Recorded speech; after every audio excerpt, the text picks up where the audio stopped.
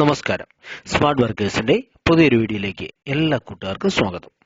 നമ്മളിന്ന് പഠിക്കാൻ വേണ്ടി പോകുന്നത് ഇന്ത്യയിലെ നവോത്ഥാന നേതാക്കന്മാരെ കുറിച്ചാണ്. നമുക്ക് PSCയുടെ ഇനി വരാനിരിക്കുന്ന പ്രിലിമിനറി പരീക്ഷയ്ക്ക് ചോദ്യങ്ങൾ നമുക്ക് ഈ സെക്ഷനിൽ പ്രതീക്ഷിക്കാം. ഇന്ത്യൻ ഹിസ്റ്ററിയുടെ ഭാഗമായിട്ടായിരിക്കും മിക്കപ്പോഴും ഈ ചോദ്യങ്ങൾ നമുക്ക് വരാൻ പോകുന്നത്. നിങ്ങൾ ചെയ്യേണ്ടത് ഇതുമായി ബന്ധപ്പെട്ട കൂടുതൽ ചോദ്യങ്ങൾ നിങ്ങൾക്ക് വേണമെങ്കിൽ നമ്മുടെ വേദ PSCയുടെ ആപ്പ് എല്ലാവരും ഡൗൺലോഡ് ചെയ്യുക. ഡിസ്ക്രിപ്ഷൻ ബോക്സിൽ അത് കൊടുത്തിട്ടുണ്ട്. അതുപോലെ വീഡിയോ ക്ലാസ്സുകൾ എല്ലാ സബ്ജക്റ്റിൻ്റെയും സിലബസ് അനുസരിച്ചുള്ള വീഡിയോ ക്ലാസ്സുകൾ നമ്മുടെ വേദ PSCയുടെ ആപ്പിൽ അവൈലബിൾ ആണ്. അതുപോലെ തന്നെ നിങ്ങൾക്ക് മോക്ക് ടെസ്റ്റ് ചെയ്യാനുള്ള സൗകര്യം വേദ PSCയുടെ ആപ്പിൽ നിങ്ങൾക്ക് അവൈലബിൾ ആയിരിക്കും കേട്ടോ. നമുക്ക് ഇന്ന് ഏറ്റവും ആദ്യമായിട്ട് പഠിക്കാനുള്ളത് സ്വാമി വിവേകാനന്ദനെ കുറിച്ചാണ്. സ്വാമി വിവേകാനന്ദനെ കുറിച്ച് PSC പരീക്ഷയിൽ ചോദിച്ച ചോദ്യങ്ങളും അവയുടെ ഉത്തരങ്ങളും നമുക്കൊന്ന് പഠിച്ചു നോക്കാം. ഒന്നാമത്തെ ചോദ്യം, സ്വാമി വിവേകാനന്ദന്റെ ജന്മസ്ഥലം എവിടെയാണെന്ന് ചോദിച്ചിട്ടുണ്ട്. എവിടെയാണെന്ന് അറിയാമോ? കൽക്കട്ടയിലാണ് കേട്ടോ. അതിൽ സ്വാമി വിവേകാനന്ദൻ ജനിച്ച വർഷം എന്താണെന്നറിയാമോ? 1863 ജനുവരി മാസം 12-ാം തീയതിയാണ് കേട്ടോ. ഓർത്തു വെച്ചേ, സ്വാമി വിവേകാനന്ദൻ ജനിച്ചത് 1863 ജനുവരി 12-ന് കൽക്കട്ടയിലാണ് കേട്ടോ. സ്വാമി വിവേകാനന്ദന്റെ യഥാർത്ഥ പേരെന്താണെന്നറിയാവോ? നരേന്ദ്രനാഥ് ദത്ത എന്നാണ് കേട്ടോ. ഓർത്തു വെച്ചോണേ, സ്വാമി വിവേകാനന്ദന്റെ യഥാർത്ഥ പേര് എന്താണെന്നറിയാവോ? നരേന്ദ്രനാഥ് ദത്ത എന്നാണ് കേട്ടോ. ഇനി സ്വാമി വിവേകാനന്ദന്റെ അമ്മയുടെ പേരെന്താണെന്നറിയാവോ? ഭുവനേശ്വരിയാണ് കേട്ടോ. ഓർത്തു വെച്ചോണേ, സ്വാമി വിവേകാനന്ദന്റെ അമ്മയുടെ പേര് എന്താണ്? ഭുവനേശ്വരി എന്നാണ് കേട്ടോ. അതിൽ സ്വാമി വിവേകാനന്ദൻ അന്തരിച്ചത് എന്നാണെന്നറിയാമോ? 1902 ജൂലൈ മാസം 4-ാം തീയതിയാണ് കേട്ടോ. ഓർത്ത് വെച്ചോണേ, സ്വാമി വിവേകാനന്ദൻ അന്തരിച്ചത് എന്നാണ് 1902 ജൂലൈ 4-നാണ് കേട്ടോ. ഇന്ത്യൻ ദേശീയ പ്രസ്ഥാനത്തിന്റെ ആത്മീയ പിതാവ് എന്ന് വിവേകാനന്ദനെ വിശേഷിപ്പിച്ചത് ആരെന്നറിയാമോ? സുഭാഷ് ചന്ദ്രബോസ് ആണ് കേട്ടോ. ഓർത്തു വെച്ചോണേ, ഇന്ത്യൻ ദേശീയ പ്രസ്ഥാനത്തിന്റെ ആത്മീയ പിതാവ് എന്ന് വിവേകാനന്ദനെ വിശേഷിപ്പിച്ചത് ആരാണ്? നേതാജി സുഭാഷ് ചന്ദ്രബോസ് ആണ്. അതുപോലെ ഗീതയിലേക്ക് മടങ്ങാൻ ആഹ്വാനം ചെയ്ത വ്യക്തി ആരെന്നറിയാമോ?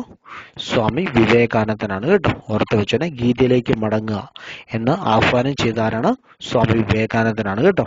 അതുപോലെ വിവേകാനന്ദനും ശ്രീരാമകൃഷ്ണ പരമഹംസരും തമ്മിൽ കണ്ടുമുട്ടിയ വർഷം 1881-ലാണ് കേട്ടോ. ഓർത്തു വെച്ചോണേ, സ്വാമി വിവേകാനന്ദനും ശ്രീരാമകൃഷ്ണ പരമഹംസരും തമ്മിൽ കണ്ടുമുട്ടിയ വർഷം 1881 കേട്ടോ.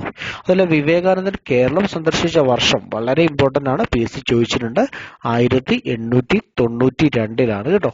വിവേകാനന്ദൻ കേരളം സന്ദർശിച്ച വർഷം 1892 കേട്ടോ. അതുപോലെ വിവേകാനന്ദന്റെ ആദ്യത്തെ പൊതുപ്രഭാഷണം നടന്ന സ്ഥലം എവിടെയാണെന്നറിയാമോ? 1893 സെക്കന്ദരാബാദിൽ വെച്ചാണ് കേട്ടോ. ഓർത്തു വെച്ചോണേ, വിവേകാനന്ദന്റെ ആദ്യ പൊതുപ്രഭാഷണം നടന്നത് 1893 സെക്കന്ദരാബാദിലാണ് കേട്ടോ.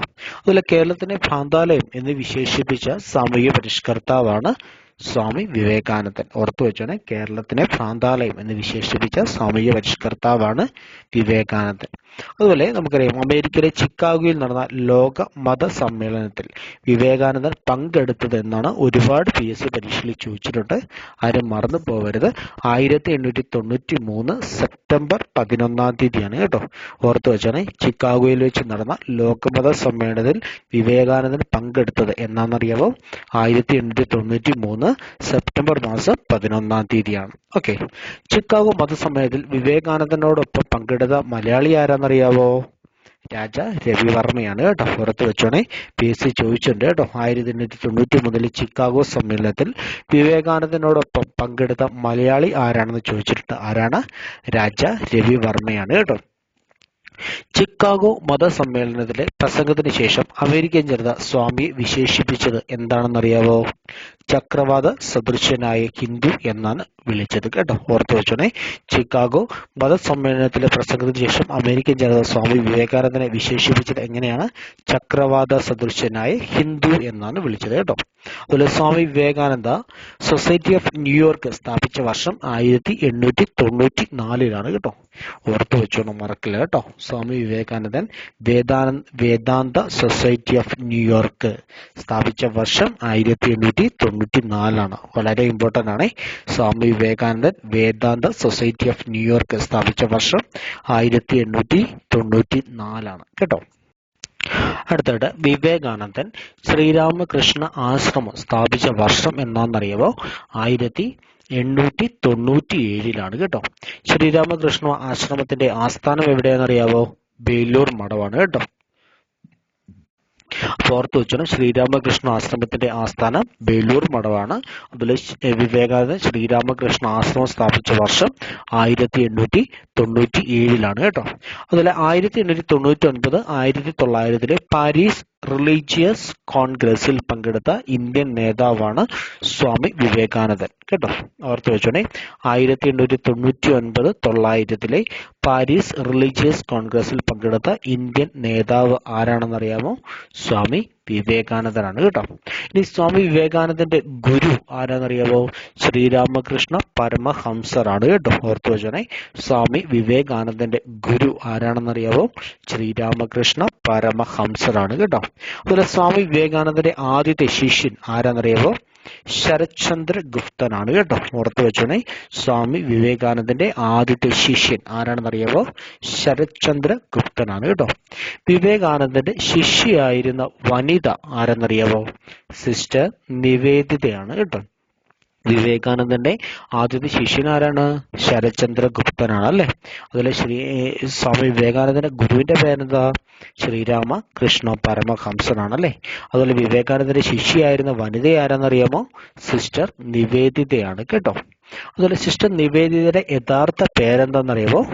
വളരെ ഇമ്പോർട്ടൻ്റ് ആണ്, പരീക്ഷയ്ക്ക് ചോദിച്ചിട്ടുണ്ട് കേട്ടോ. മാർഗരറ്റ് എലിസബത്ത് നോബിൾ എന്നാണ് കേട്ടോ.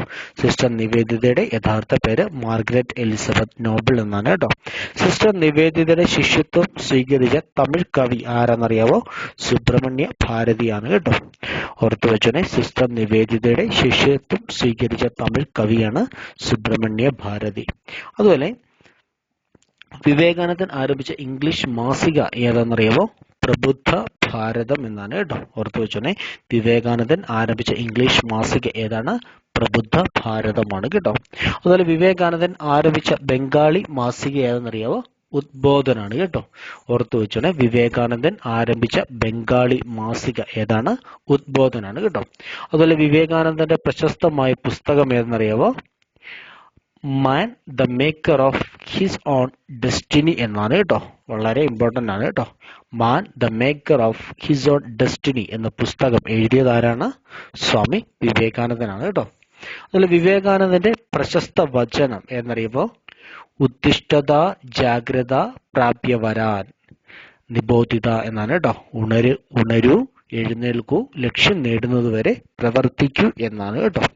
ഓർത്തു വെച്ചോനെ, സ്വാമി വിവേകാനന്ദന്റെ പ്രശസ്ത വചനം ഏതെന്നറിയാമോ?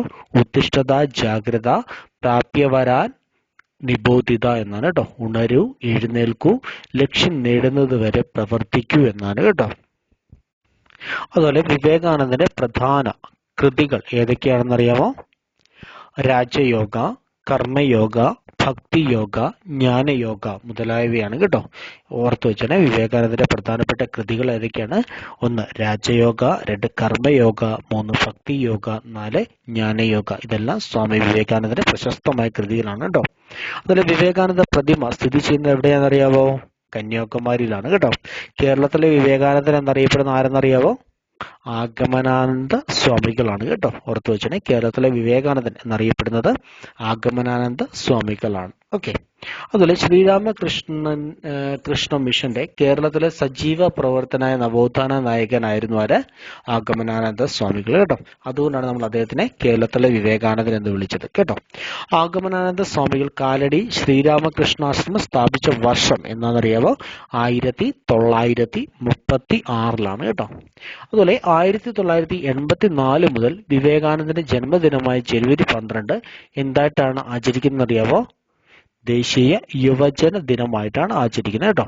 എന്ന് മുതലാണ് ദേശീയ യുവജന ദിനമായിട്ട് ആചരിക്കാൻ തുടങ്ങിയത്?